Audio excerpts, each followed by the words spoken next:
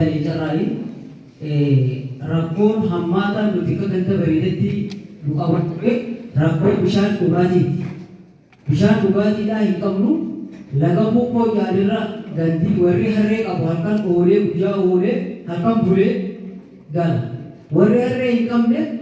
kanuma fageenya irraa dhufu sanirraa biitoo tokko magaalaa bareedaa keessa deessanii biitoo tokko qarshii 60tti bitaa ture jechuudha. Isa kana alhamdulillahi bulchaan aanaa keenyaa obbo Aliyyi Mahammad kabajamoon achi nu bira galanii halkanii guyyaa nu bira dhaabbatanii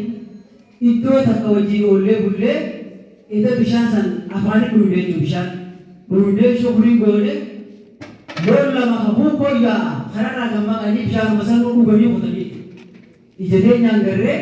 afaan keenya dhundee jijjiironni akka ganda bareedetti ifaas ni arganne haandi kan magaalaa keessa wal qaxxaamuru achi deemtu joozar haroo miliyoona 10 kaan itti nu qabanii karoora qabamee hojiitti yakamu jira jechuudha.